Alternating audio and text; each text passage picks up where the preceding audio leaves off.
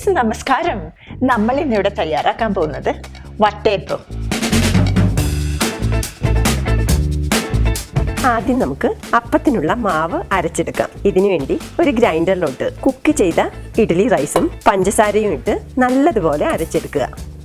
ഈ മിശ്രിതത്തിലോട്ട് ഇനി വെള്ളത്തിൽ കുതിർത്ത് ഡ്രെയിൻ ചെയ്ത് വെച്ചിരിക്കുന്ന അരിയും ചിരകിയ നാളികേരത്തിന്റെ പാലും ഈസ്റ്റും പൊടിച്ചു വെച്ചിരിക്കുന്ന ഏലക്കാപ്പൊടിയും ആവശ്യത്തിന് ഉപ്പും ഇട്ട് അരച്ചെടുക്കുക.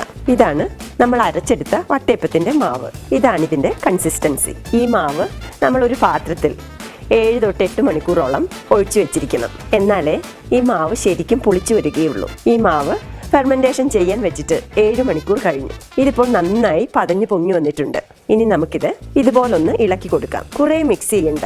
ഇതാണ് ഇതിന്റെ കൺസിസ്റ്റൻസി. ഈ മാവിപ്പോൾ വട്ടയപ്പം ഉണ്ടാക്കാൻ റെഡി ആയിട്ടുണ്ട്.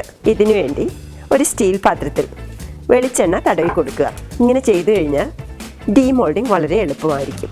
ഇനി ഈ പാത്രത്തിലോട്ട് നമ്മൾ വട്ടയപ്പത്തിന്റെ മാവ് ഇതുപോലെ ഒഴിച്ചു കൊടുക്കുക. പാത്രത്തിന്റെ പകുതി വരെ മാത്രമേ മാവ് ഒഴിക്കാവുള്ളൂ. ഈ പാത്രം ഒന്ന് ഇതുപോലെ ടാപ്പ് ചെയ്ത് കൊടുക്കണം. എയർ ബബിൾസ് ഉണ്ടെങ്കിൽ പോയി കിട്ടും. ഇനി നമുക്ക് ഒരു സ്റ്റീമർ അടുപ്പിൽ വെച്ച് വെള്ളം തിളപ്പിക്കാം. വെള്ളം ഇപ്പോൾ തിളച്ച് നന്നായിട്ട് സ്റ്റീം വരാൻ തുടങ്ങിയിട്ടുണ്ട്. ഇനി നമുക്ക് സ്റ്റീമറിൽ വട്ടയപ്പം വെച്ച് വേവിച്ചെടുക്കാം. ഇതിനി അടച്ചു വെച്ച് 8 മിനിറ്റോളം ഹൈ ഫ്ലെയിമിൽ വേവിച്ചെടുക്കുക.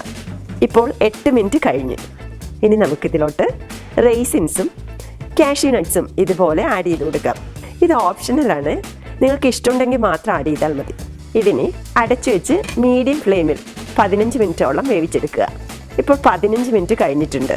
ഇതുപോലെ ഒരു ടൂത്ത് പിക്ക് വട്ടയപ്പത്തിൻ്റെ നടുവിലോട്ട് ഇൻസെർട്ട് ചെയ്യുക. ടൂത്ത് പിക്ക് ക്ലീനായി വന്നാൽ അപ്പം വെന്തിട്ടുണ്ട്. ഇപ്പോൾ അപ്പം നന്നായിട്ട് വെന്തിട്ടുണ്ട്. നമ്മുടെ അടിപൊളി വട്ടയപ്പം റെഡി ആയിട്ടുണ്ട്. ഇത് ശരിക്കും തണുത്തതിന് ശേഷം മാത്രമേ ഡീമോൾഡ് ചെയ്യാവുള്ളൂ.